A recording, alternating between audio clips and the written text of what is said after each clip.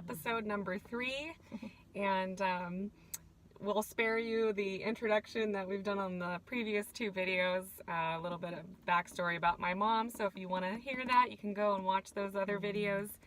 But I will answer a question really quickly here. We've had a few people ask us why we are recording these in the car. And really the profound answer is that it's the place with the best lighting and sound quality for us. We tried recording them in our house and just couldn't get those 2 elements right, so it's just easiest for us to do it in the car. So maybe eventually we'll move inside once we get our studio up and running. But no, this is amateur hour. So anyways, we'll answer. We have a couple of other questions that came in also that we'll answer at the end of this video, but I'll just turn it over to my mom to introduce the topic for today. All right, welcome back. We just are, like we said, we're going to be talking about helping your children grow in self-control. Now, you all know that babies are not born with self-control. That's important. We need to know when they're hungry and uncomfortable, or there's something wrong or in pain. So that helps mothers to just be sensitive to those little newborns and young ones to get their needs met. But by the time they're 1 year old or a little before, you should be able to kind of start stretching them into a little bit of self-control. We were expecting our third when I had a 3-year-old and a 1-year-old just turned 1. And I thought, you know, when this third one comes, I don't want the 1-year-old to all of a sudden think that the new baby is taking time away from her. So I was a little bit concerned about that. I didn't want her to be jealous. So when she turned 1, I took her down the hall, put a child gate across the door, had stuffed animals and soft books in the room, had all the outlets covered, nothing that could be a danger to her. And I carried her down the hall and put her in her room, and I says, it's play by myself time. And so I set her down inside the child gate, and she stood there at the child gate and watched me disappear down the hall. And I was in the kitchen, and I could hear her, and she was standing at the child gate crying, and my little heart tugged at her, but I knew that this was for a good cause, for her ultimate joy. So I waited, and she stopped. After a while, she stopped crying, and it was quiet, and I thought, is she okay? So I tiptoed down the hall, and I peeked in. She didn't see me, and she was playing with her toys and books. And that started, and we started stretching that time out a little bit more. So by the time the baby came, when she was 15 months, she was used to being able to play by herself and enjoy that time. So you can start early like that. And I found with little ones, you can be proactive in this training and self-control. We would have sometimes a child that was a little older demonstrate. We'd say, let's set the timer and see if you can sit quietly and still for 30 seconds. And so they would sit there and they'd watch the timer, and then we'd celebrate and said, you had self-control. You kept yourself quiet and still. And we rejoiced in that, and I would tell Daddy at the evening, and we would stretch that out to 1 minute, and then later 2 minutes. And so that was a fun thing. We were proactive in helping them feel the joy of being able to have some self-control. And when they got a little older, we had what we called quiet blanket time. It was really kind of big towels, but we, like a beach towel size, and we would have them rolled up behind the couch, and we would have a little basket of toys and quiet books. And each of the 3 children, I guess the youngest was probably about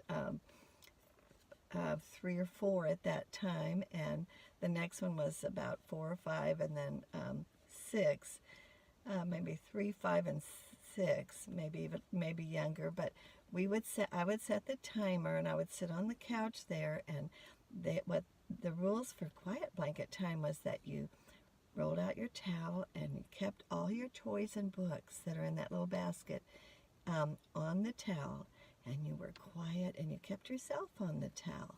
And so we started short, just maybe 5 minutes, 10 minutes, and then we kept stretching it out. And we would switch up the baskets sometimes so that they got the fun of playing with the other toys, and then I would watch for garage sales and things like that to kind of switch out and make the baskets interesting.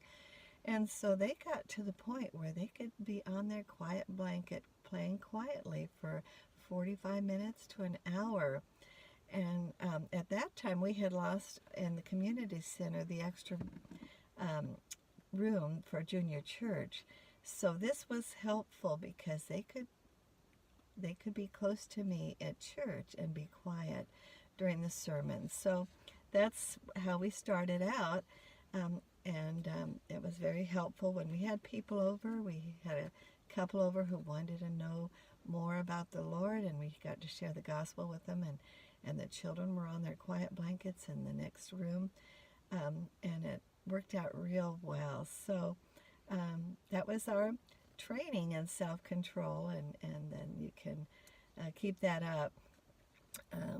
I remember one of the times when I would sit on the couch and do my Bible reading, and then when the timer rang, they would roll up their little towels and put all their toys in a basket and put it all behind the couch for the next evening. And then they would come up, and I would give them a cookie for their dessert, and I would share with them something I read from the Bible. And I was reading the Sermon on the Mount this time, and so I said, God says, blessed are the peacemakers, those people that are able to make peace when there's a fuss going on. And so then I sent them down the hall to get ready for bed, and I heard an argument between the two younger ones, and I called them back in, and I said, do you remember about how God is happy with the peacemakers? Which of you would like to be the peacemaker? And the younger one, he was about 3.5 at that time, and he raised his hand, and I says, okay. So he took his sister, and he took walking her into the kitchen. And I said, why are you going in the kitchen? He says, we're going to make some peas. So it's always fun to kind of see how children interpret things like that. So that was just some encouragement. Celebrate self-control. Let them have the joy of feeling success. Start out small, and then keep it up. All right. Some of the questions that we got in the last month or so. One of the questions was about sharing among siblings and children, and how do you teach them that skill? Okay, that's a good question. I remember early on when one of the children would have a birthday and they get a new toy, and the siblings would all want to grab it. I want to play with it. And you know how children are. And the children aren't saved at this point. They're not from the heart, really seeing things, the big picture and the joy of sharing. But the Bible says a lot about, in the Old Testament, about ownership and protecting the borders. So there's two things to keep in mind here. The children should have the joy of feeling that they have a few things themselves, and that this is their special borders. But then they have things that they will enjoy playing with each other, like the Legos and the Lincoln Logs and the building things. So we had a policy that when they got new toys as gifts, that was their toys. And we, after a while, they would play with the other siblings, but there might be a few things that they would just guard as their special treasure. And you should honor that. And it helps the children when they go to other people's homes not to expect to grab and play with the other children's toys, but wait till they're offered. So that's a little tidbit there. Okay. And the other question is more aimed at mothers, and I can remember the detail of the question. It was basically advice to moms who are maybe overwhelmed and trying to find motivation to do their mothering with excellence in the midst of exhaustion and a very busy schedule. Well, yes, I sure know what that feels like. I remember one day when I was suspecting that I might be expecting our seventh, and I was teaching three homeschoolers. I had already had three young ones below school age, and one day I was feeling a little bit anxious about that, and I said, Lord, I need encouragement right now. And I ran and picked up my Bible. I was going to look up maybe something in the Psalms, but when I opened it up, the first thing I saw were the verses in Luke, and it was the angel telling Zechariah, Elizabeth's wife, that she was going to bear a son in her old age.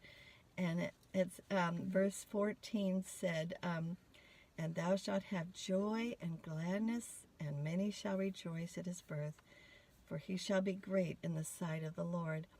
And I didn't take this that this was going to be, that this child was going to be necessarily, like John the Baptist, but it was just kind of what it did for me, is it lifted my eyes, not to the next 2 years and all the teething and waking up at nights and the diapers, but it helped me look at the long-range picture, that this child is going to live forever and could be a huge blessing. And looking back, yes, he has been a big blessing, and we're so thankful for him.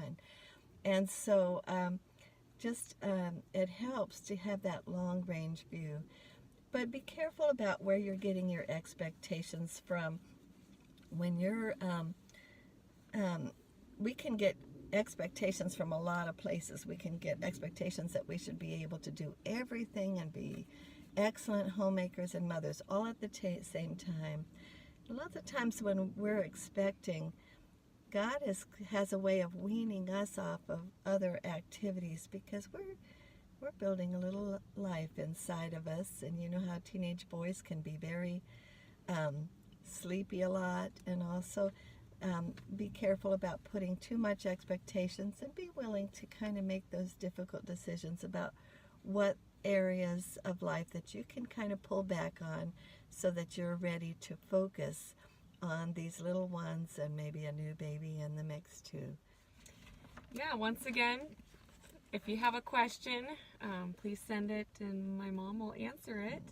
I'm just here for moral support, so my mom doesn't have to do this alone. Well, this is your idea too, yeah. Christy. Do you have a topic in mind for next time that you wanted to give a little sneak peek for? Well, I was thinking about how to lay the foundation for some of the important attitudes and goals that you have. What some great truths are, and some things that help in preparing your heart and mind for whatever God has ahead for you. Okay, that sounds like a good topic. All right, well, thank you again for the encouragement, for encouraging my mom, and it's been neat to see, just as we've run into different women at church, and they're sharing how these videos have encouraged them. So that's really neat for my mom to hear. So thank you for your encouragement and support, and hope you have a wonderful upcoming week. Bye.